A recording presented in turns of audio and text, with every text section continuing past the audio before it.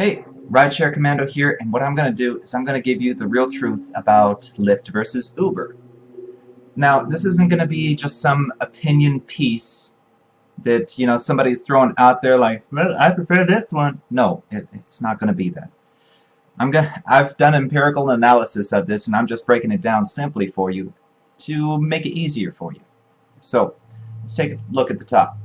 All right, Lyft, you're going to get less pay. With Uber, you're getting more pay. Is it significant? About 10 cents per mile and like 1 or 2 cents per minute. Okay, so there's not much difference there. With Lyft, you're going to get longer rides. Now, why is this? Because when you're driving with Lyft and people want to get a long distance, you're going to see them take Lyft over Uber because it's cheaper. You're going to see people do Lyft line more often, especially if it's a really long ride and they don't have to get there quickly, like they don't have to worry about somebody else jumping in the car.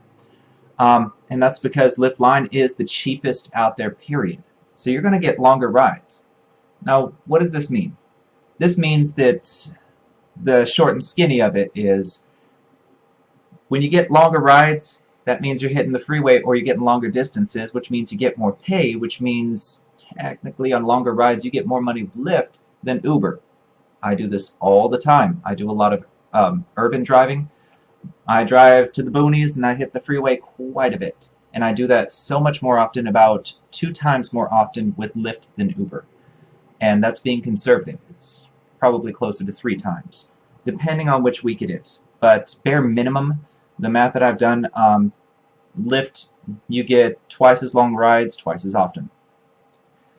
Now, you're also going to get fewer rides with Lyft versus Uber. Uber is the known platform. It is the end-all be-all in the US, and they are the go-to.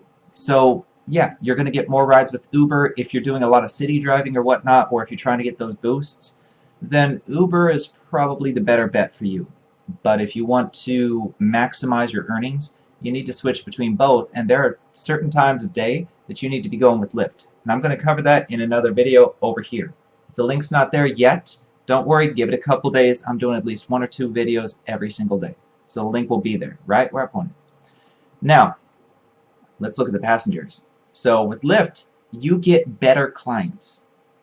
You just overall get better people. You have foreign students, you have a lot of business people, and so on and so forth. Executives in the city, they prefer Uber. However, when it comes to people going to the airport or people traveling and so on, you'll find that they prefer Lyft over Uber. But with Uber, you get the people of Walmart. And I do mean that. You get them all shapes and sizes, doing all sorts of different rides. They'll be the ones that give you the 15-minute call just to drive a mile. Okay? Expect that. These are the major differences between the 2 brands. And honestly, I prefer driving with Lyft, but you can't make a full living off of Lyft yet. Until you can, I am switching between both platforms, and I drive both platforms equally. I use an app called Maestro, which switches right between the 2. So unless I'm aiming for hourly guarantees with Lyft, which Lyft has hourly guarantees, Uber does not. Lyft's hourly guarantees are 2 rides anywhere or 1 ride in the zone.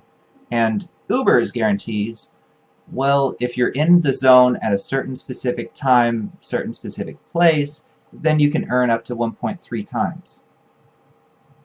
Really. Sounds like Uber's a little bit more restrictive. Anyway, I hope this video has helped you out. Be sure to subscribe below. I'm going to be giving you some serious tips. So be sure to subscribe, okay?